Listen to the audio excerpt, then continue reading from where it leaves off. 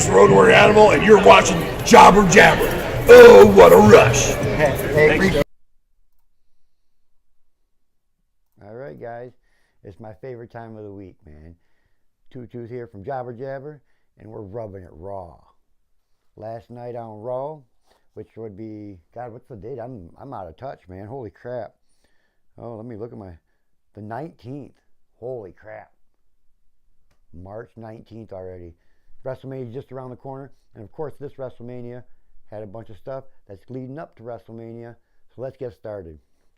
Show starts out with Kurt Angle coming out, still saying that the suspension from Roman Reigns is still intact. And of course, guess what? Roman Reigns comes down out of the crowd saying it doesn't matter to him if he's suspended. He's still going to show up on Raw. If Brock Lesnar's not going to show up, Roman's going to show up. Big old mess. Out comes Brock.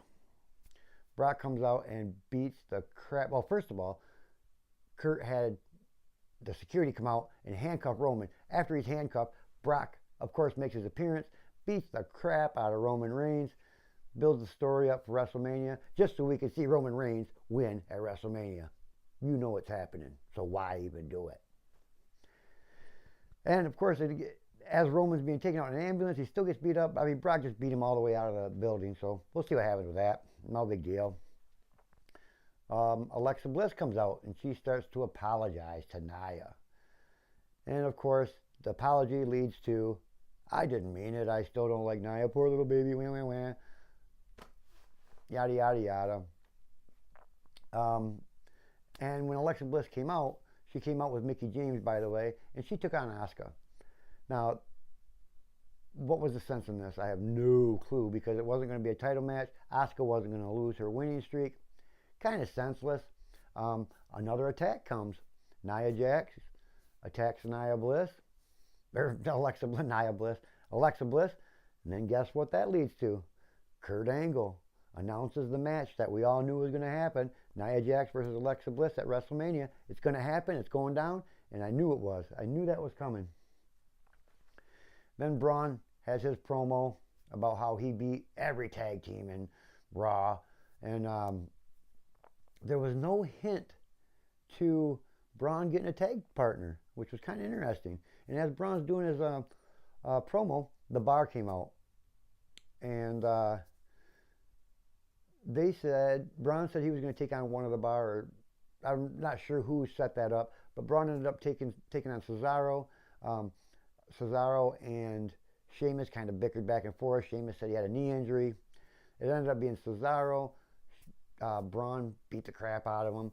And nothing led up to Braun having a tag partner. So they could be having Braun take on the tag titles all by himself. I'm not sure, because I thought for sure something would have led up to it with everything happening the way it did last night, building up to WrestleMania. It's that time, man, where all these matches got to be set so they can build the story up and get people to watch. So then Titus Worldwide versus the Revival. This is just a match to see which tag team is actually relevant in Raw, since there is no tag teams relevant in Raw. Obviously, they got Braun as the number one contender for the tag titles. Go figure. The Revival ended up winning. Saw that coming. They pushed Titus Worldwide for a while, so now maybe that win by Revival makes them look better because they beat the supposed number one tag team. Next, Bayley comes out. And Bayley is in the ring talking about Sasha Banks. Sasha Banks comes out and says, hey, we're friends. That only happened because that's everybody for themselves, don't worry about that. We're friends, trying to mend things up. This is obviously going to lead to a Bayley-Sasha Banks match at WrestleMania. Absolution comes out, and they made a tag team match between Bayley and Banks versus Sonya Deville and Morgan, I believe. Deville and Morgan ended up winning. And I don't remember if there was any tension between Bayley and Banks after the match. I'm not sure how that happened. My memory's foggy from last night. I kind of lost interest when I saw that because they just got to announce that match and get it over with, Cena comes out, and he calls out The Undertaker. He wants that match with The Undertaker. I don't want it. A match between Cena and The Undertaker does nothing for nobody. Absolutely nothing for nobody. And lo and behold, Kane comes out. Obviously, I don't think Kane and Cena would be even worse WrestleMania match, so I'm not sure what's going to happen with that. That's kind of, it's kind of fishy. I don't know if they want you to believe that since Kane come out, the Undertaker's going to be back sooner or later. I don't know. Or if they're leading up to a Kane versus Cena match at WrestleMania. Either way, I don't look forward to Cena versus Kane or the Undertaker. You know what I'm saying? And hey, we didn't see Who Wants to Walk with Elias. But we did see Braun. Braun's a freaking beast. Then The Miz comes out with his Miztourage. And hey, a tag team I forgot about in Raw was Gallows and Anderson. They have a perfectly good tag team they could be using right now in Raw, and they're not using them. Gallows and Anderson. And they come out with Finn. Obviously leading to a six-man tag team with Gallows and Anderson and Finn Balor with Miz and the Miztourage. Seth Rollins comes out and sits at the announce table. Very interesting concept. We knew something was going to happen with that. We really knew that was coming. Good match. Oh, God. I don't even remember who got the pin because I was so tuned in to what was going to happen after the match. And obviously after the match, Seth comes in and interferes again. After the match was over, though, by the way. And he saved Finn. So I'm not sure what that's leading up to. We still have the triple threat match going on. So they built up a few things to WrestleMania. They added the match that we all knew was going to happen with Nia Jax and Alexa Bliss. They built up a little tension between Brock Lesnar and Roman Reigns. They didn't answer any questions about Braun Strowman getting a tag partner or fighting for himself. I kind of like the idea of him fighting for himself, but the question is, what do you do after that?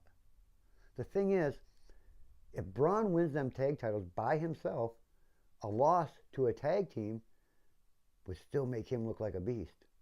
So it's almost better that they keep him without a partner, if you ask me. Titus Worldwide and the Revival, not sure what they're doing with that.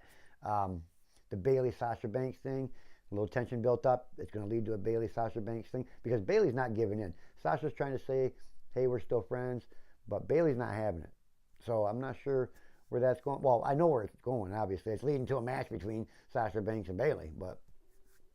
And by the way, when Sasha Banks comes out and does that little slide with her booty pushed out, ooh, I feel like Skip. That's kind of weird.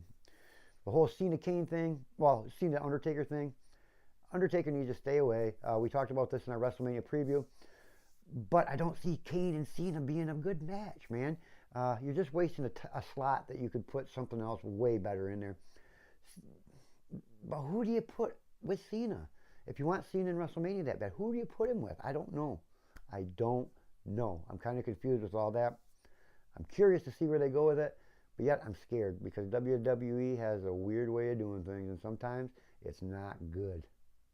The whole Brock beating up Roman, so what? We all know Roman's going to win.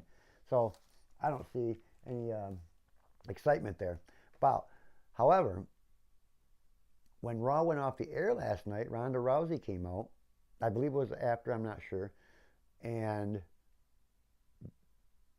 who was it? Oh, God. Charlotte's old protege there, Dana Brooks, came out. Ronda laid waste to her. That was after it went off the air. I'm not sure why they didn't put that on air. Ronda went out to do a promo. I don't think it was meant to be a match, but they could have had it as a match to give Ronda a little push right before the beginning. Anyway, not a bad show, man. We just rubbed it raw with Two Tooth. I'll be back tomorrow with SmackDown Breakdown. Go check out Skip's interview.